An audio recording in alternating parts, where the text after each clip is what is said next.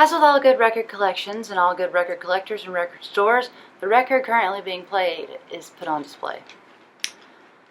Often, these records are never reshelved. Right, Charlie?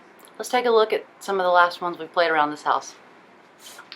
Ben Folds 5 live. What? Who is listening to the sound of music? My husband. Whoa. I have nothing to say about this.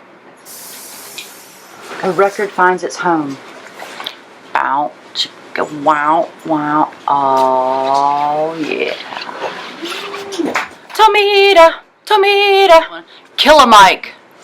Rap music. Lil Wayne, the Carter 3 and the Carter 4, because that's some gangsta shh. Speaker box and the love below. It's because we gangsta. The Walkman. Brilliant. Fiona Apple's last album. Also brilliant. 2 Nicki Minaj records. Oh, boom.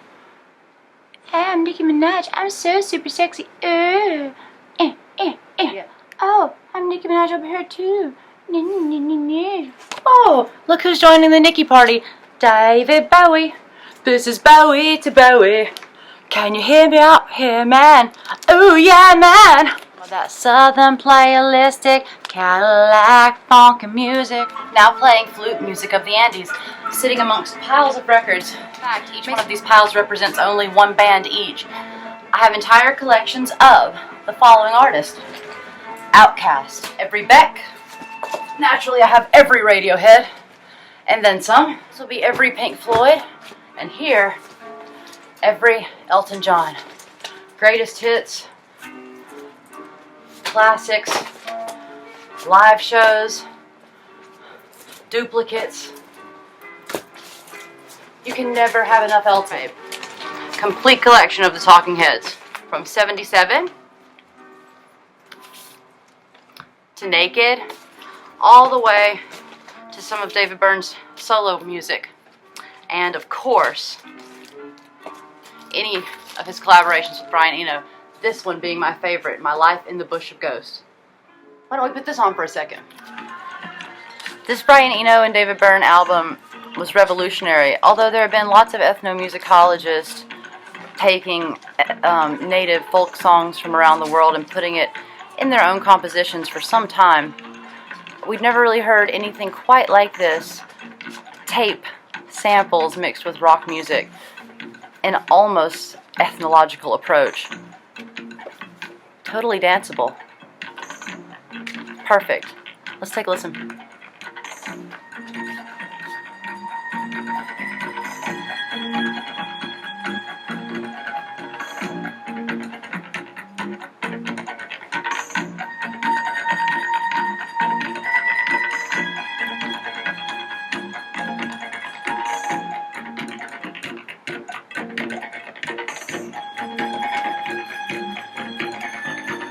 Ouija board?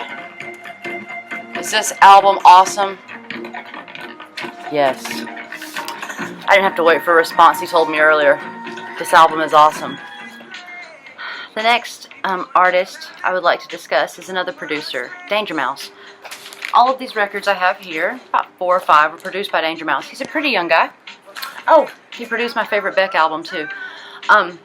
He's most famous for what he did with CeeLo Green and Gnarls Barkley. This song in particular.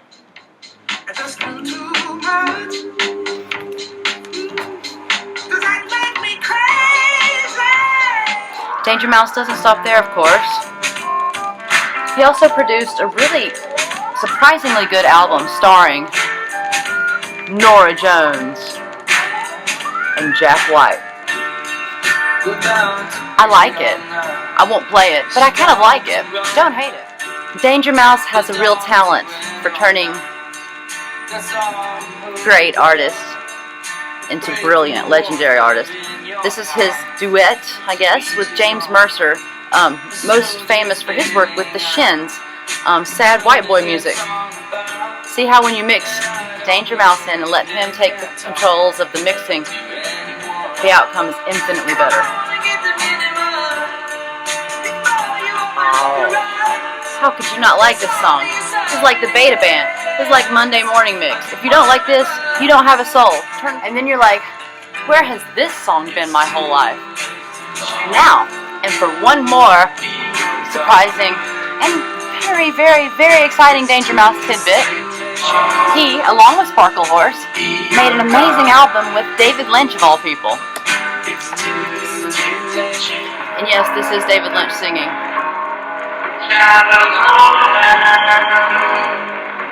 Wonder why he didn't do this for a living. Calling from Portland, Oregon. Dark night of soul. Alright boys, let's get a malt and a slice of apple pie. The reason I played this track is because, well, Wayne Coyne from the Flaming Lips is singing it. I'd like to take this moment to shut him and follow me right over here to this next pile, and I'll explain to you exactly how I feel about Wayne Coyne. But Olivia, you have so many Flaming Lips records. I thought you liked the Flaming Lips. It's an interesting story. I'm so glad you asked. I did like the Flaming Lips. And then I slowly began to hate them for multiple reasons. Mainly because of what they do to the vinyl community. I don't know, let's take this cool looking, super expensive, rare record by Wayne Coyne. I love how he had rare records.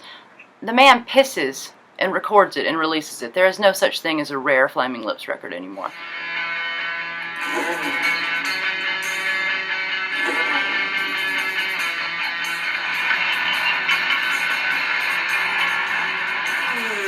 Now, to cleanse our palate from that horrible, horrible taste Wayne Coyne left, let's listen to some real noise rock. This is my Animal Collective collection.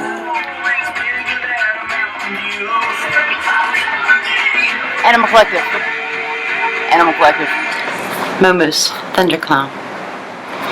He's made countless albums, 20-something.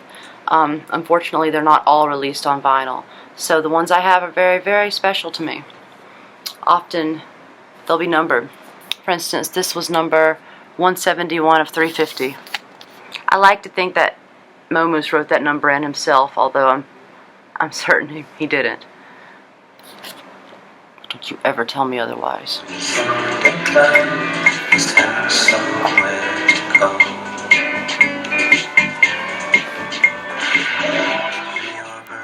Imagination sees a doctor's Casanova.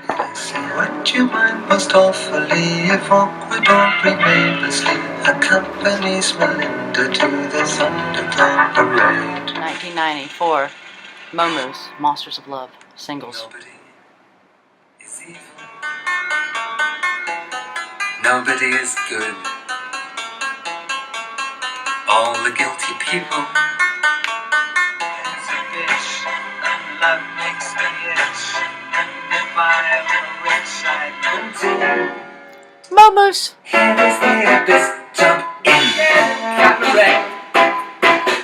Give this world a miss, everybody sing. Here is the abyss, jump in. And now, finally, for probably my favorite record. This is a band I'd never heard of, and I've know nothing about still to this day. The Human Leg. This just appeared to me in the record store and I couldn't resist. It's called Electronic Elvis. You'll notice I've played this quite a bit, and it's the most warped record I have. But I've never seen another copy and I can't find one online. No one ever speaks of it. So, it's my good luck charm, I guess you could say. Come on and be my little good luck charm. You sweet delight. I want a good luck charm. Ain't no lie.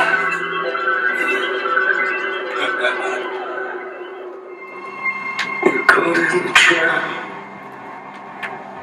I can't walk out